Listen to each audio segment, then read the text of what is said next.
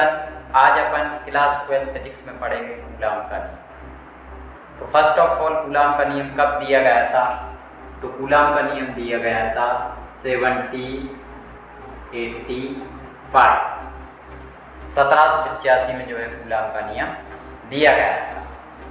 तो कूलाम का नियम है क्या, तो इसको अपन पढ़ेंगे।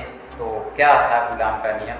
सन 1785 में चार्ल्स ऑगस्टिन कूलाम ने आवेशों पर लगने वाले बल का परिमाण ज्ञात करने के लिए एक नियम का प्रतिपादन किया था। इसी को कूलाम का नियम कहते हैं। तो इन्होंने अपने कथन में क्या बोला था मेरे भाई? इन्होंने अपने कथन में बोला था किन्हीं भी दो बिंदु आवेशों के बीच लगने वाला बल उन दोनों आवेशों के गुणनफल के अनुक्रमानुपाती तथा उनके बीच की दूरी के वर्ग के व्युत्क्रमानुपाती होता है। ये कूलाम ने अपने कथन में कहा था। इसी को अपन जो है डेरिवेशन में ड्राइव करके आपको बताएंगे। तो फर्स्ट ऑफ ऑल क्या करेंगे, मैं यहाँ पे दो बिंदु आवेश लेंगे। तो एक मान के चलिए मेरे भाई बिंदु आवेश Q1 है और दूसरा बिंदु आवेश मेरे भाई क्या है, Q2 है। दोनों एक दूसरे से कितनी दूरी पर स्थित हैं? R दूरी पर स्थित हैं तथा इनके बीच लगने वाला बल F है। तो कूलाम के नियम अनुसार अपन क्या लिखेंगे, F प्रोपोर्शनल Q1 Q2, मतलब दोनों आवेशों के गुणनफल के अनुक्रमानुपाती होता है क्या, उस पर लगने वाला बल। ये किसने बोला था? कूलाम ने बोला था। तो इसको अपन क्या बना लेंगे मेरे भाई, question number first. Second step में उन्होंने क्या बोला था? उन्होंने बोला था उस पर लगने वाला जो बल है उन दोनों आवेशों के बीच की दूरी के वर्ग के व्युत्क्रमानुपाती होता है। व्युत्क्रमानुपाती का मतलब मेरे भाई अपन को उसको अपॉन में ले जाना, इनवर्स में ले जाना। तो F प्रोपोर्शनल क्या हो जाएगा, 1/r²। तो समीकरण 1 व समीकरण 2 को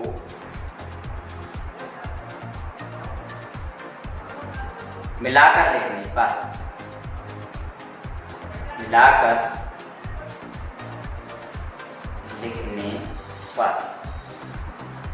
तो मेरा भाई मैं क्या कर रहा हूँ, समीकरण 1 और 2 को मिलाकर लिख रहा हूँ। तो जो सेम वैल्यू है उसको जो है एक बार लिखा जाएगा। तो बल कितनी बार है? 2 बार है, तो इसको एक बार लिखा जाएगा। F प्रोपोर्शनल मेरे भाई कितना दिया, Q1 Q2 अपॉन R²। अब जो है प्रोपोर्शनल का चिन्ह हटेगा तो एक कोई कांस्टेंट वैल्यू आएगी। तो प्रोपोर्शनल का चिन्ह हटा तो यहाँ पे कांस्टेंट क्या आ गया, K आ गया। Q1 Q2 अपॉन R², जहाँ K एक आनुपातिक नियतांक है। यहाँ K क्या है, आनुपातिक नियतांक है। जहाँ पे K का वैल्यू कितना होता है, तो मेरे भाई K का वैल्यू होता है 1/4πε0। तो अपन यहाँ पे फिर पुट करेंगे तो F कितना हो जाएगा मेरे भाई, 1/4πε0 Q1 Q2 अपॉन R²। उम्मीद है मेरे भाई यहाँ तक आप सभी को समझ में आ रहा होगा। अब यहाँ पे जो ε0 है ये क्या है, तो ε0 बराबर है निर्वात की विद्युतशीलता।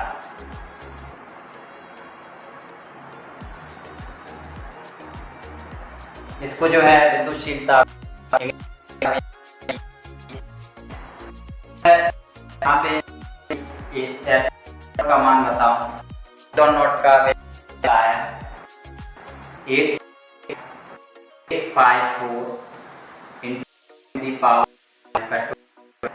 कूलाम स्क्वायर पर न्यूटन मीटर स्क्वायर होता है।